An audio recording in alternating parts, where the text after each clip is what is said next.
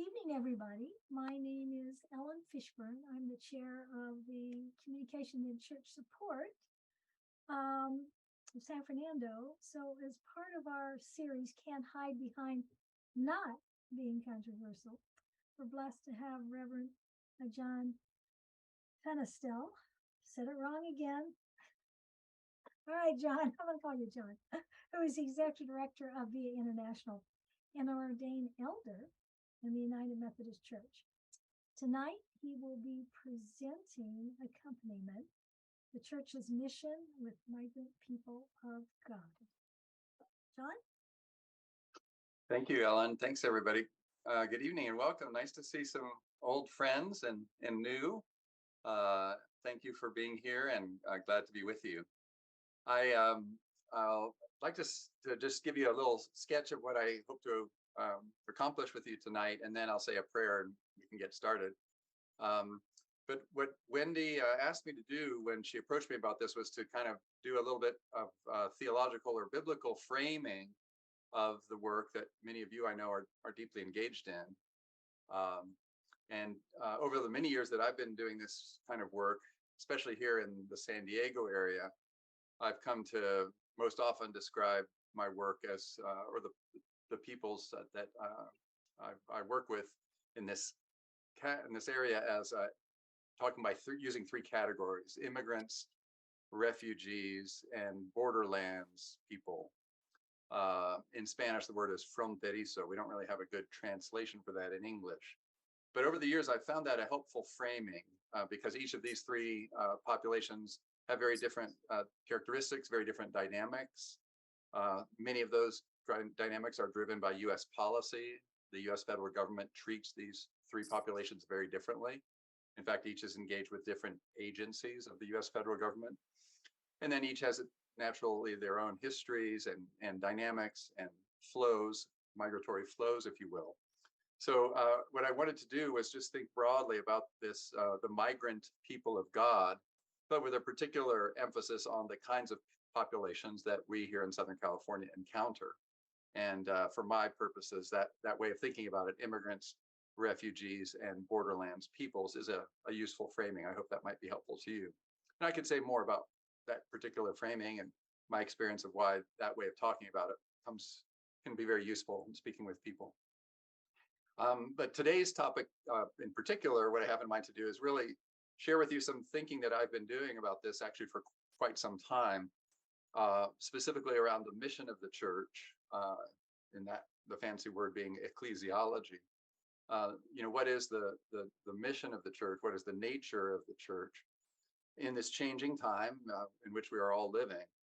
And then in this changing time, and in particular as our mission field, if you will, the turf that God has entrusted to us is filled more and more with immigrants, refugees, and borderlands peoples. These are the people of God for this time and place. And so I'm going to try to take this framework of the migrant people of God and the mission of the church and put those two together. And I want to do that by talking to you about some general categories or ways that, in my experience, churches like ours — I'm a United Methodist sister denomination, a mainline Protestant denomination — the ways that our kinds of churches typically talk about the church's work in this field, and suggest to you another way perhaps that might be useful to you to think about the way the church engages with these populations, and that is accompaniment, or in Spanish, acompañamiento. So what I want to do is walk through the kind of some general frameworks, that language that will be very familiar to you, ways the church typically and historically in our kind of culture of church talks about this work, and then try to introduce to you a new way of thinking about it, perhaps accompaniment or acompañamiento. So and I have in mind that we'll do some back and forth because I don't have this, it's not entirely sketched out. It's a lot of it's here, some of it's here. A little bit's on the page, but not as much as some other things that I might be presenting. So I'm very much looking forward to hearing from you as I walk you through this. But my goal would be that we would rattle our way through fairly quickly the familiar categories and spend most of our time unpacking this notion of accompaniment. And then I'll be sure to leave a little bit of time at the end so that we can have some more questions that you might have about my work or the work of Via International, which is the nonprofit where I serve, or about the Border Church, with which many of you are familiar, which is fiscally sponsored by Via International. So I'll be sure to leave a little bit of time if you want to get down, specific and talk about some of the work that we do here in San Diego. But that's kind of my agenda. Does that sound okay? Could I get a thumbs up if you're okay with this way of approaching the time together? Thank you so much. And will you pray with me? God, indeed, we give you thanks for this beautiful day, for this beautiful land, for the beautiful sky that is beneath us and above us. And we thank you for the gift of life itself. I thank you, God, for each person present here. I thank you for my life. And I ask your blessing on us as we come together now to seek your word for us in this time, in this place. So make us instruments of noble purpose, we pray in Jesus' name. Amen. Well, very good. So the language that is most often associated in my experience, I was raised here in San Diego, in part of San Diego called La Jolla, with which you're very familiar, many of you I know, a wealthy, predominantly white and privileged community. And so my growing up and early life in the church, when it came to matters of immigration or the border or Mexico, being proximate to the border here in San Diego, the traditional language, of course, that I was immersed in and nursed in was the language of the mission trip. And I'm sure that you all are very familiar with that. I'm sure that all of you, if you were raised in the church, as I was, have been on mission trips. And so I want to talk about the notion of a mission trip as one category, but I also want to talk about another category, which would be very familiar to all of us, both from within the church and from without, which is the notion of charity. And so that's a second category. I'll also, on the flip, close to charity in my schema of things, would be the notion of relief and or service. And so these are this is the language field, if you will, that I was raised in when it came to churches doing work with the people that now I refer to with affection as immigrants, refugees, and borderlanders or fronterizos. So a mission, charity, relief, and service. And I'm kind of using a little bit of a way of approaching this. I'm not sure. There's an old book. It's a beautiful little book called The Models of the Church by Avery Dulles. Avery Dulles was a Jesuit. And I'm using, I'm a little bit of an apology here, but I'm using his way of thinking, which was he set up very general archetypes of the church and called them models of the church. And of course, when you do that, you run the risk of drawing a caricature. And my goal is not to caricature mission trips or service projects or charity work or relief work, but it is to kind of draw these in stark relief in general terms, because by doing so, that helps us kind of define the field, and it also then opens us up to consider when a new concept is introduced, how that new concept might compare or contrast with the concepts that are on the table, so to speak. So I don't want to caricature here at all, but I am going to just invite you to join me in painting a very broad brush kind of portrait, if you will, of these familiar concepts, at least concepts that I'm guessing are familiar to you. Am I right that these sound familiar to you? Mission trips, service projects, charity, relief work, am I right that that's all? There's nothing that sounds too out of the ordinary there.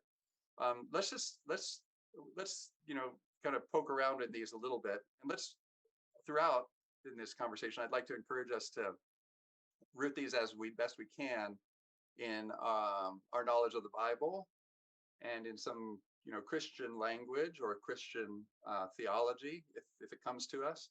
And so I want to do a little bit of crowdsourcing, if you will. And I'll do that by sharing the screen. I first want us to start just chatting a little bit. I think I put mission at the top, but why don't we start with, I put charity at the top. That's good. Let's start with charity. And does anybody have Anybody want to conjecture a short, very nutshell definition of charity? What's charity? Just the way we use it commonly in English vernacular. Does anybody want to take a quick swipe at that? Write a check. Write a check. Yes, often associated with financial giving and philanthropy. And yeah, so that's now there is, of course, a broader field of charity. So charity can be writing a check. Any broader, slightly broader definition, maybe? Philanthropy. Philanthropy would be a good category. Yeah. What else? I'm just going to jot these down because we're just going to do a little, make our little word cloud here.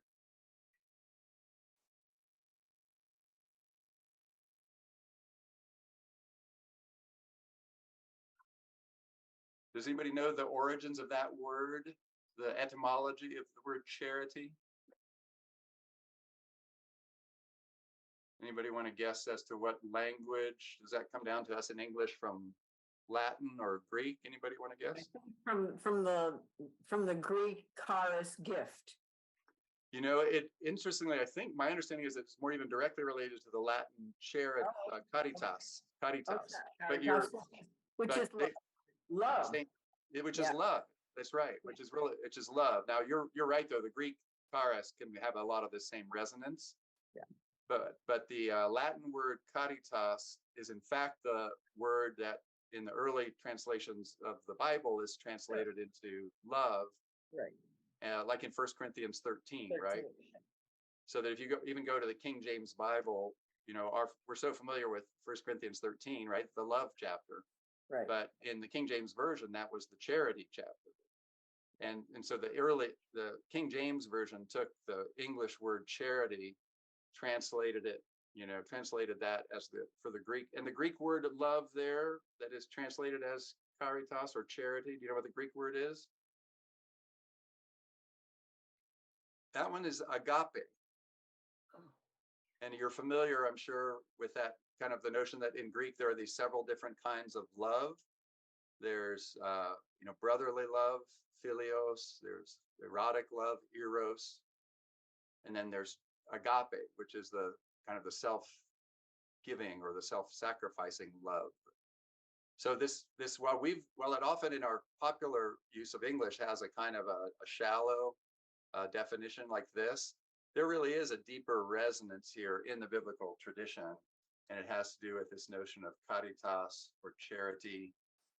Think 1 Corinthians 13 and think agape in the Greek, which is self-sacrificing love. So when we do this kind of charity work well, we are not merely writing a check or providing philanthropy. What we are imbuing those actions with, with this deeper meaning. Relief is not. Well, anybody want to, what's a quick, this contemporary modern, what's relief work or what does relief mean when we talk about doing relief work or providing relief?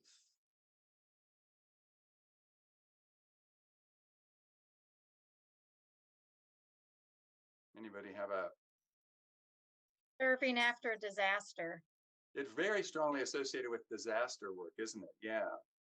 Or humanitarian is another word. I think that's, humanitarian aid or assistance.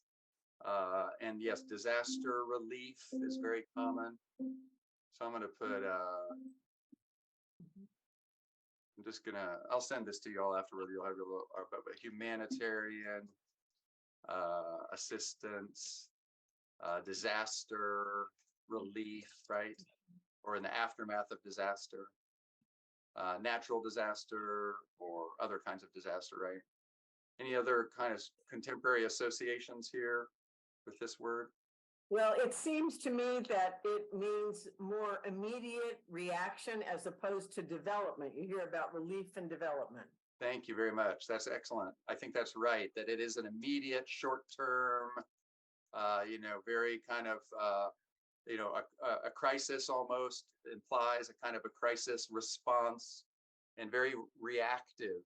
Again, the hurricane hits, we send relief, right? So yeah, and thank you for that contrast to development, which is a big theme at VIA International where I work. We could talk about sustainable community development, which is anything but short term. It's long term, slow cook kind of work. This word actually, interestingly, doesn't have nearly as strong a resonance in the Bible, so much so that I actually had to go hunting for a biblical reference. I did find one, though, interestingly, Acts 11:29.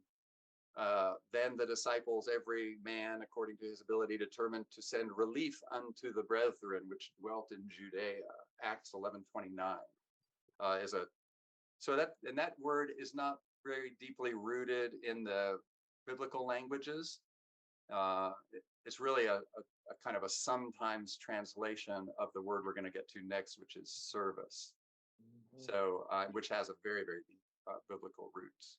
So relief is, probably the least resonant word that we're looking at right now as far as our biblical heritage or our theological heritage.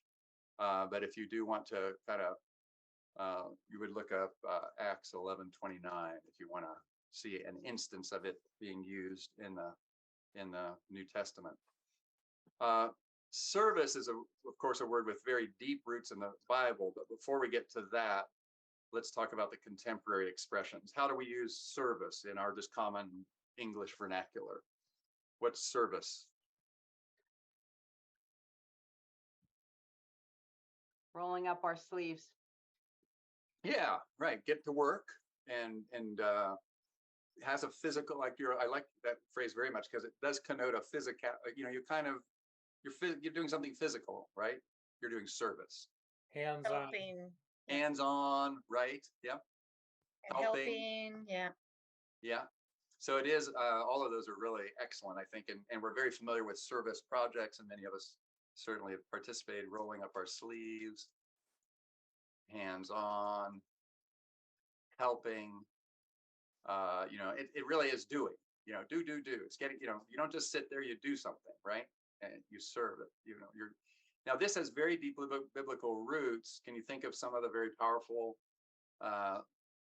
even familiar scriptures where service or the noun, which is servant, comes into play?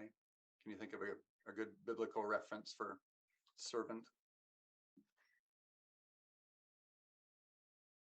Well, Jesus certainly said that, his followers would be servants, not leaders that lorded things over others. Yes, absolutely. And, the foot washing in the Passion would be an ultimate example, penultimate. Yep. You're right on. One that Absolutely. I like, oh, I'm sorry. Yes. Yeah, go ahead. it's Dorcas in Acts, making Lovely. outfits for people. Lovely. Thank you.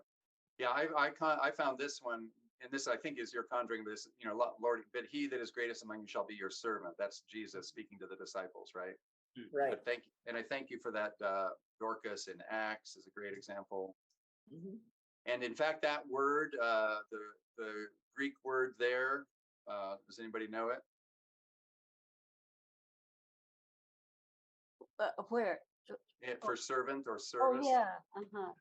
is diakonia, Yeah. which is where our word deacon comes from. Yeah. And in my denomination, I'm not sure how they do it, you all Presbyterians do it. In the United Methodist denomination, we have two kinds of ordination. There are elders and deacons. And we understand deacons are ordained specifically to ministries of service. Right. So in our vernacular, United Methodist, as an elder, I'm ordained to word, sacrament, and order. And deacons are ordained to works of service, often with a particular focus. They might be nurses or other medical professionals. They might be ministries to the poor, to the homeless, to the destitute, to the disabled. These are in our, again, I'm sharing a United Methodist frame with you, but just you get the idea. And that diakonia, washing of feet, is a great example where the towel becomes the symbol of service, right? Jesus on his knees washing the feet of the disciples frames for his disciples what leadership looks like. So, you end up with, in our modern vernacular, all kinds of talk about servant leadership and this kind of model of being engaged. So again, that has very deep resonance in our tradition, and there's all kinds of wonderful support for this frame within our tradition. And then how about mission?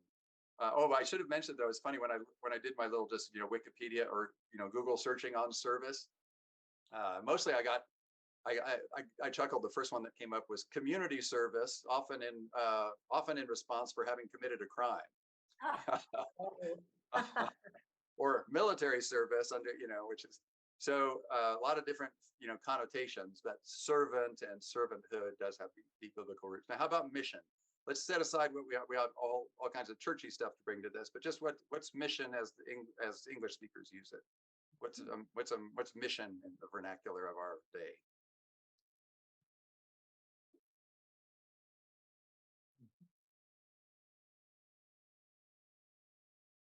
I think mission has something with a going out and doing type of component, a going component anyway. Very much so. Yeah. And But- even in non-church circles, that resonance and that connotation is still strong. Mission assumes a going or a crossing of boundaries, even an international kind of feel and flavor to it, right? The international mission, global mission.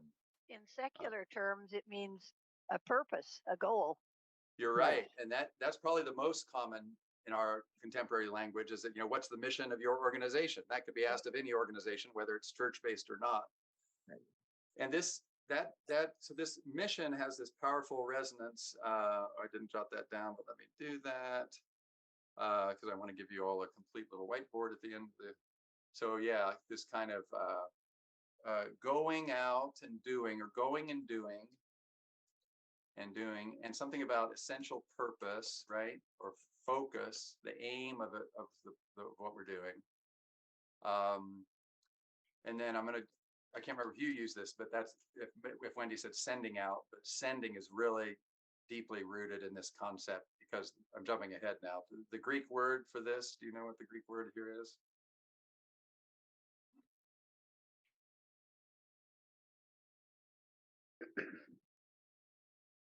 Apostoli, which is where we get our word apostle from. And apostles were those sent, literally in Greek, it means sent out, somebody who is sent out. So Jesus sent the apostles, right, on a mission. And then what's the Bible verse that we most strongly associate mission or mission of the church with? What's the mission of the church most commonly? Go out to all the world and preach the gospel. Yeah, make disciples of all nations. That's Matthew 28, right? What's sometimes called the Great Commission, Right. Or the Great Mission.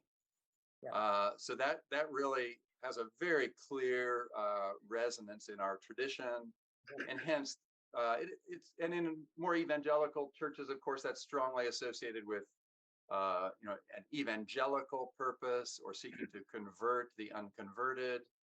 Though we mainline Protestants have tended away from that hard evangelizing kind of approach, but nonetheless our kind of our work abroad is often framed in terms of mission. The great, as per the Great Commission, right? Right. Sent. And it means to be sent. That apostoli is the actual, that's the Greek word right there, means sent. In Latin, it's missio. That's correct. Thank you for that. You're exactly right. Yeah. And in Latin here, this is just simply servus. Slave. Yeah, that's right, a slave. And then up here, as I mentioned, is caritas, and I've got the Latin and Greek scattered around the page, but you get the idea. Right. So now, having rattled through that very quickly, again, this is like, we're just painting very broad brushstrokes. Just let's go through each of these four. I want to talk very quick, gut reaction.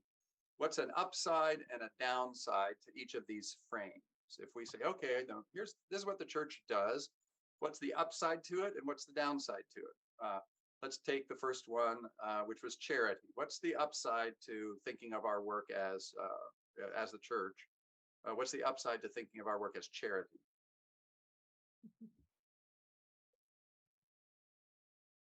Well- Motivated by love. Motivated by love. Yeah, if you root it in that caritas, and all what did Paul say? All else is noisy gong and clanging cymbal. If the motive is there, right? If you can remain rooted in that motive, right? The greatest of these, faith, hope, and love, and the greatest of these, Paul says, is caritas. So certainly, the motive, if the motive is right, there's power there. What would be a downside to charity? Well, it has, at least the connotation, ordinary connotation is that somebody who has more gives to somebody who has less, or serves somebody who needs more than you do. Yeah. It does kind of seem implicitly, if not explicitly, it does seem to frame a kind of a have and a have not, and an us and a them. Noblesse oblige. What's that? Noblesse oblige. Noblesse oblige, the privilege, and scattering breadcrumbs, from our tables of plenty, and so that kind of paternalistic. So in my secular work, I've done about half my career in churches and half in nonprofits. And the nonprofit I worked for previously was part of a nationwide network whose theme was change, not charity. Getting to the notion that, it was a philanthropic organization, getting at the notion that philanthropy, if all philanthropy does is focus on charity and alleviating, the immediate need of somebody, how are you changing the circumstances and the context and the social structures that, produce injustice and poverty and oppression, right? All right. How about, I'm not going to write these down, but you all are tracking with me. What would be an upside to the framework of relief? What's a plus to framing our work as the church in terms of relief?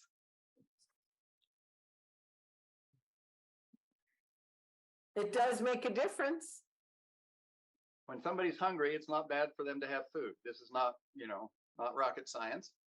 And if there's an immediate need and we are in a position to meet it, certainly common morals, and if not our Christian faith, should encourage us to do that. So the immediacy is always going to be there.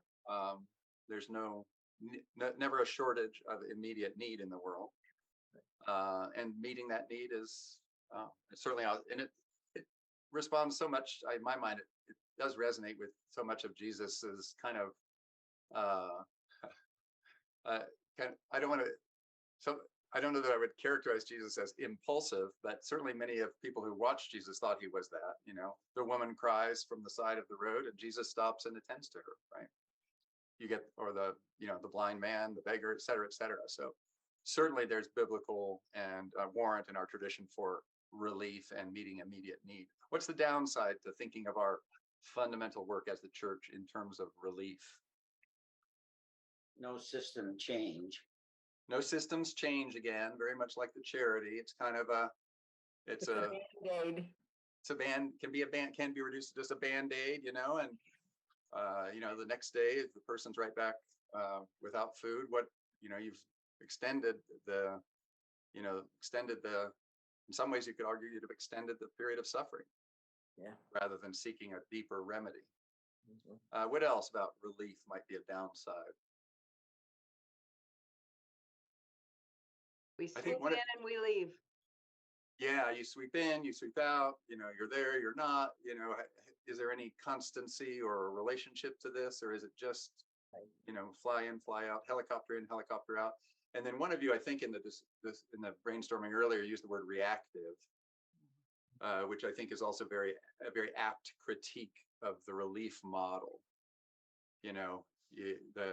Somebody said, somebody I heard say, the church is like a drunk with a spotlight. Bam, and staggers a few steps, and bam. Just where's the continuity and where's the purpose or the intentionality behind running from one crisis to the next? Okay, and then service. I think we've already, in our descriptions, have conjured a lot of wonderful dimensions to service. Any other positives or upsides we want to lift up?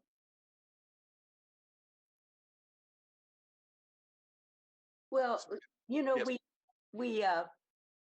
we see that young folks that go on mission trips, they are transformed in a way. Yeah. So there's that. The encounter, very much so. And I think all of these frames have that possibility. But if one enters into a posture of servanthood, I think one opens oneself up to that possibility, right? I think that's part of why Jesus counseled it to his disciples, right? Yeah. So that if we humble ourselves and open our spirits, then I think you're opening up a different kind of dynamic. A true servant certainly would not be accused of noblesse oblige, because a true servant would be one who is seeking to humble him or herself in this engagement or in this encounter.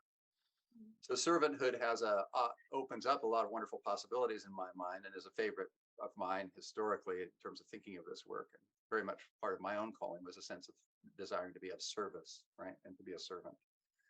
Lord, make me a servant. Right? That beautiful little song is a powerful, long-standing favorite of mine. So, what's the downside though to the servant model or the servant posture?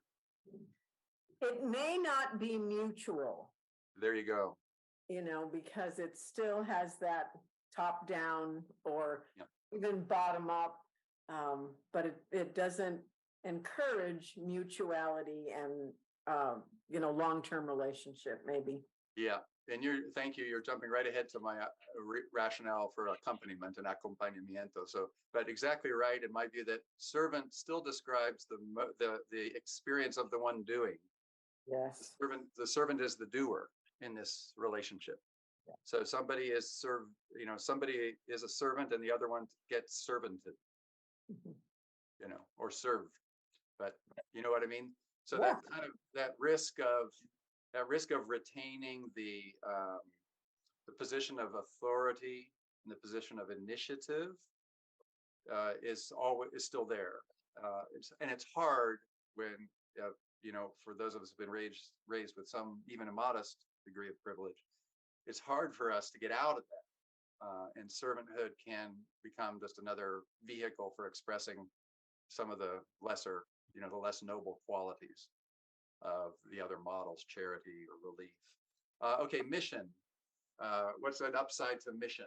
We've already named it in some ways, but just quick. What's an upside to thinking of the church's mission? The church's mission is mission. Have you ever heard that? Yeah. What's an upside to thinking of the church's mission as mission? Change. It can open up onto change. You bet. It's not a passive, it's an active, engaged word, which is something that has great power to it. Outward. It is outward. It gets us out of ourselves. And for a lot of churches that I've served, and I'm sure that you're familiar with, it's a fundamental challenge facing many of our churches.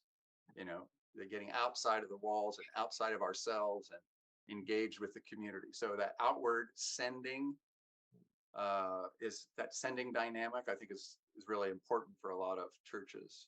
What's a downside to the mission model or the mission frame or the mission template? Well, it can have a sense of you're being superior to the people that you're being a missionary to. Yes, it's very hard to be culturally competent, as they say, when you're in a mission mode, because at the end of the day, it's still your mission, right? It is the church's mission. Again, it's the church acting on others, I'm using again the negative language to highlight the point, but the church doing. So this is, at the end of the day, I would say the critique I would have of all these models, each of which has great power to it, each of which has a long history to it. Each of which I've been deeply engaged in many ways across many years, different times of my life. The fundamental critique I would have of them is that they all still have that kind of the notion, the agency resides with the church. The agency resides with the initiator, right? We are the ones who are the doers in this. We're the subjects in the sentence. We are on mission. We are serving. We are offering relief. we are extending charity. You see what I'm saying? So very much, I think it was Karen who mentioned that, this kind of notion of how do we get out of this? It's an imbalance of agency, which I do believe is a betrayal, I dare say, of the authentic relationships that Jesus challenged his followers to aspire to. So when I read the Gospels and I see Jesus, pretty consistently knocking down the folks who were doing these kinds of things. Jesus didn't seem to have a lot of patience for people who were doing all these things to other people, regardless of their motives, right? And Jesus was confounding the authorities of the day because he seemed to be interacting and striking up relationships that were of a different quality and nature. That didn't make sense to them, right? And he violated, of course, rules and other protocols or conventions in his doing so. So I've been, again, thinking about this for a long time and struggling with how to articulate for myself and for communities that I'm involved with, within a Christian frame, how to talk about work. Again, in my case, the first church I was appointed to, in the Methodist Church, were appointed by bishops. First church I was appointed to was our United Methodist Church out in Calexico, California, 2 hours east of San Diego, out in the Imperial Desert. 98% Mexican ancestry, Spanish, the assumed language on the streets, even for somebody who looks like me. Every family in my church had, was bilingual or binational or mixed status or whatever you want to call them, people on both sides of the border. And I, went out there, like most first-time preachers, I suppose, with all kinds of ideas about, my work and who I was and what I was about to do, and it was, all these ideas, what I was about to do to them. So, yeah, it didn't take me long, I don't think. I remember one incredible moment. The woman who was the secretary of the church, she was a terrible secretary. Her name was Leticia, and I just was really struggled because she was such a terrible secretary. And then about 6 months in, I realized, oh my God, well, she's a terrible secretary, but she's really the associate pastor of the church, is what she is. She's really the pastors like me would come and go through that church, and Leticia was just the constant. And one day, I arrived at my office, and in a very mystical Mexican way, she said, "Pastor, puedo orar por ti? Can I pray for you, Pastor?" And I go, "Sure." So, and she got down on her knees, right in at my chair in my office, and put her hands on my feet and prayed in Spanish, "The blessed are the feet of the messenger who brings good news to the poor." And I thought, I'm now, Leticia has now ordained, I'm now, screw the bishop. Leticia has now ordained me. And that for me was a very, and that was my experience in Calexico, was that when I stopped with my own self and determined to more follow the lead of the people, these were Leticia. I think Leticia might have graduated from high school. She was a terrible secretary because she wasn't, her English was not very literate, and even in Spanish, her spelling and orthography wasn't that great. So I was always having to. But as soon as I started treating her like the associate pastor, we got on great, and it was fantastic for the church. So this notion of following the lead of others became a kind of something that I've aspired to throughout. Now it's 30 years that I've been engaged in one way or another. And then that leads me to this frame that I want to now suggest to you, and we'll spend just about 20 minutes or so, and then we'll stop and open it up for general questions. But so then over the years, I've been trying to, figure out how do I know this to be true. I know this to be true in my life, that when I follow the lead of the poor, I'm drawn closer to God. I myself, this is how I am transformed. You know, and when Jesus said, "Blessed are the poor," and if I do believe that, you know, Jesus said, "Blessed are the poor," and if the poor are blessed, then we need to be near them. It is our proximity to the poor that opens us up to blessing. I believe that to be true. I believe that's a fundamental truth of the Christian faith and practice and life. And when we distance ourselves from the poor, whether physically or spiritually, and this is the problem I have with these other models, is that they tend to set up either ors and these spiritual barriers between ourselves and others. We are depriving not only them, but we are depriving ourselves of the blessings that God has in store for us. And we're failing or missing these incredible opportunities. I felt, you know, honored that Leticia felt comfortable enough with me that she would pray that prayer for me. And that was, at least because there was some glimmering inkling in me that I wanted that. I wanted her, I wanted to follow Leticia. I knew I had reached a point where I knew I needed to follow Leticia. I needed Leticia to show me how to be a minister with this, you know, people. And so that become now, I kind of try to carry that spirit. It's very hard, you know, I've got all my own baggage like we all do, but this notion of then, if I'm going to follow the lead, let's go back to our, you know, our current topic. How do we follow the lead of immigrants or refugees and fronterizos, borderlanders? What are they teaching us? What do they have to teach us? And how can we enter into encounters and engagements with immigrants, refugees, and borderland people where we aspire to a true mutuality of relationship in which we hold out the very real possibility, which in my experience is the great probability that we are actually more likely to be blessed and receive in this encounter than they are.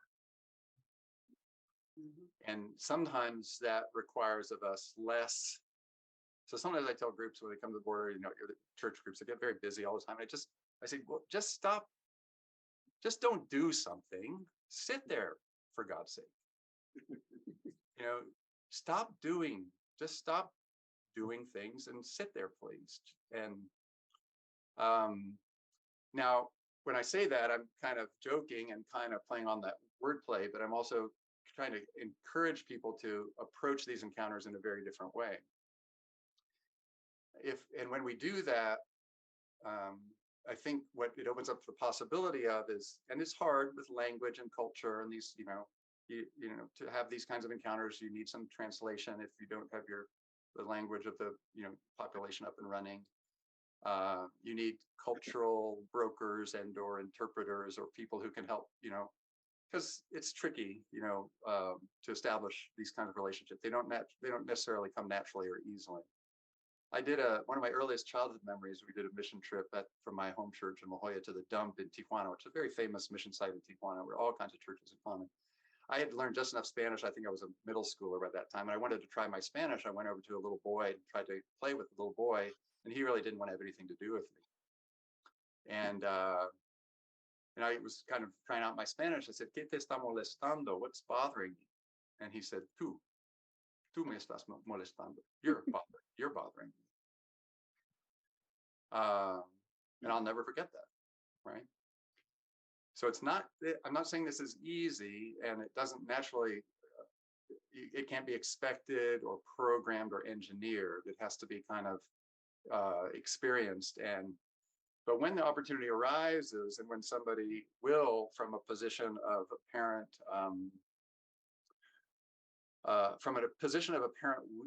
weakness, will allow or invite a mutual encounter, man, in my life, those are the most significant moments of my life.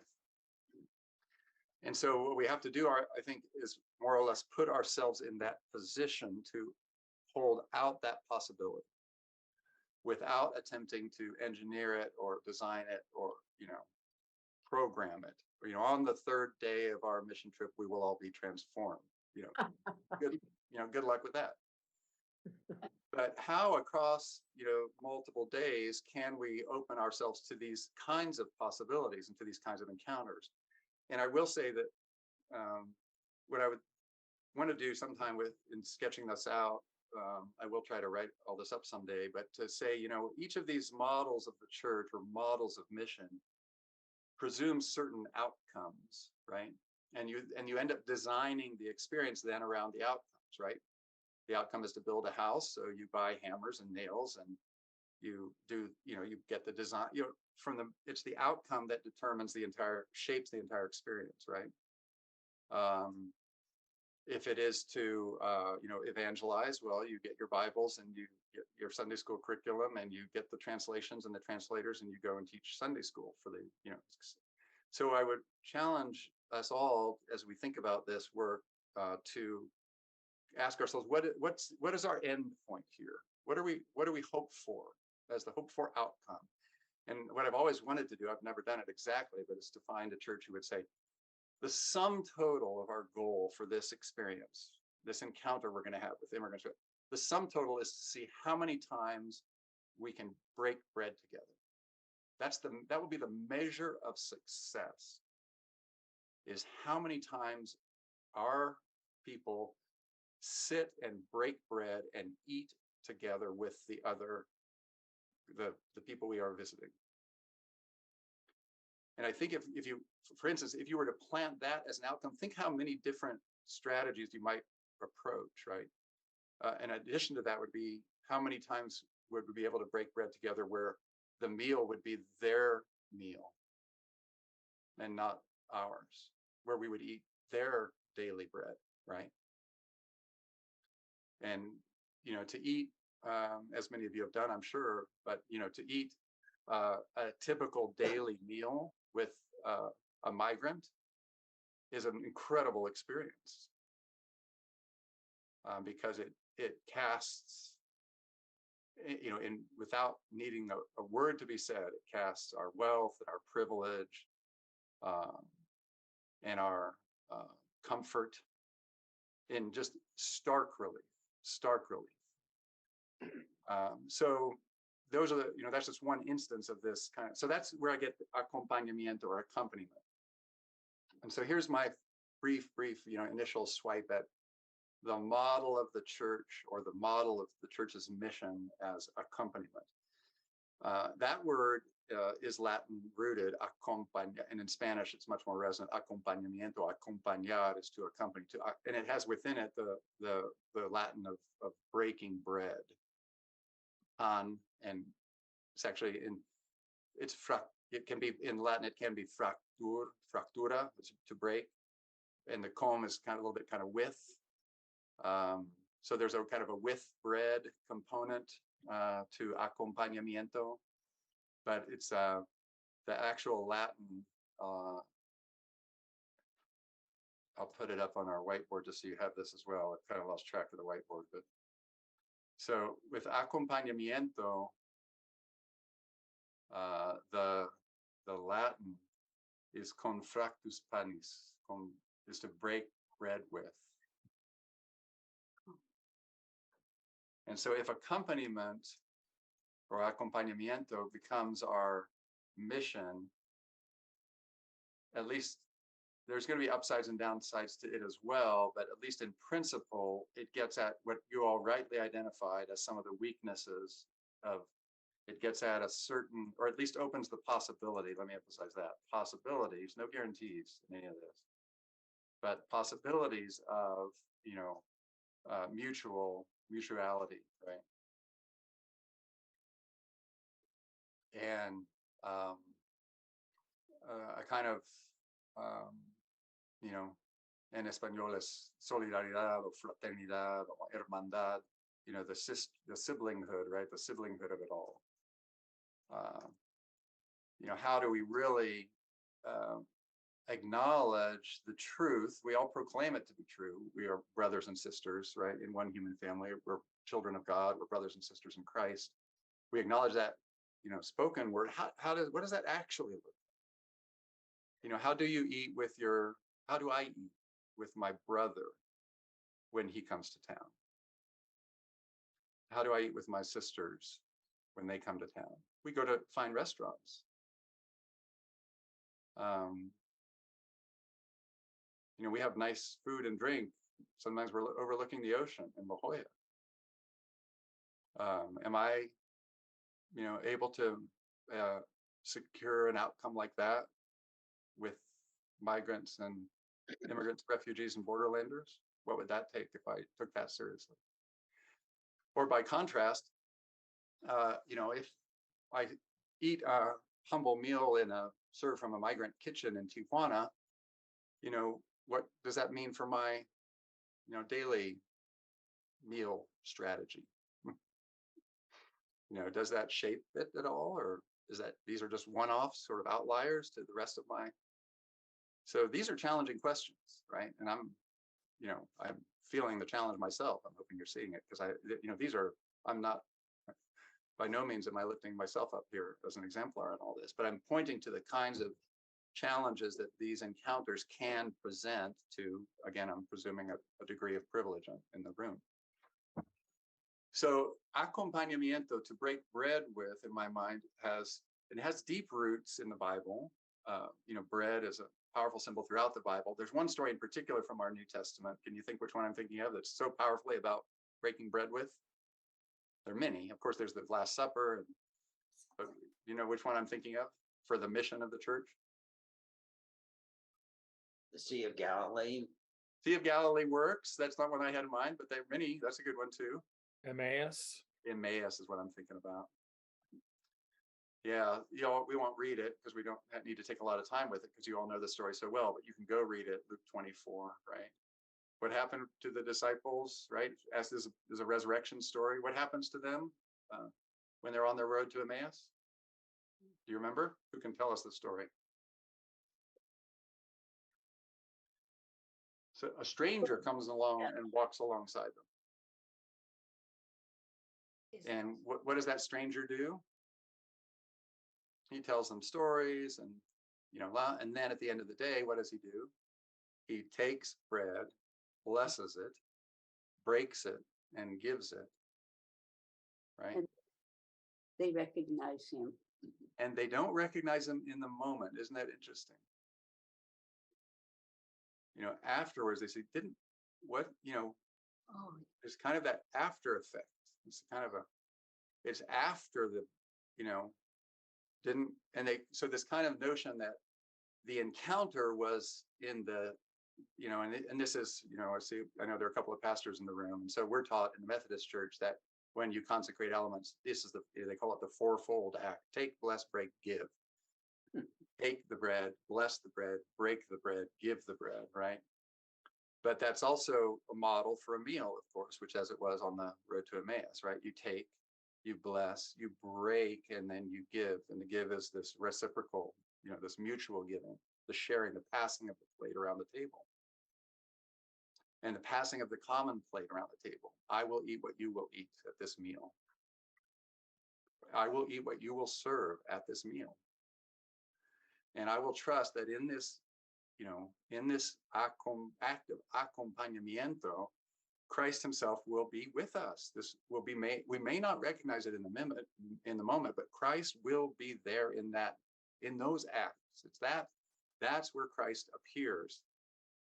And if our engagements with immigrants, refugees, borderlands peoples, or the poor, you know, the broad Hebrew category of the poor, if our engagements with the poor do not afford us that opportunity to take, bless, break, give bread, we're missing the boat. I feel this very deeply, and it's so hard for us. It's really difficult, and it's a lifelong journey and challenge, in my experience, to learn how to break bread with the poor. It's difficult. It's not easy. Because it doesn't come naturally in the flow of things. It requires, you know, swimming against the stream, and it requires going out, you know, going counter to what are so many of our natural impulses. And it often requires a lot of sitting there. And a lot of times doing stuff is taking you further away from that encounter, not closer to it. So again, my joke about don't just, do something, sit there and wait and allow for the possibility that, this relationship might be initiated by the Leticias of the world. And that if we will allow it, we will be blessed.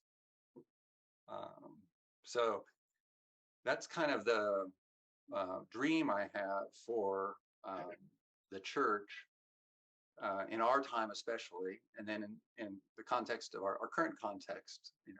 San Diego, some of you are San Diegans, I know, but San Diego is a global city with immigration from all over the world. It's the second largest refugee resettlement site in the country. And it's a borderlands town where 40% of our population are Mexican ancestry, and the vast majority of those have relationships on the other side of the line. So, this is it's largely true of Southern California. Orange County is not, the demographics aren't that different, to be honest. So, our context in theory affords us tremendous opportunities to engage in this kind of acompañamiento.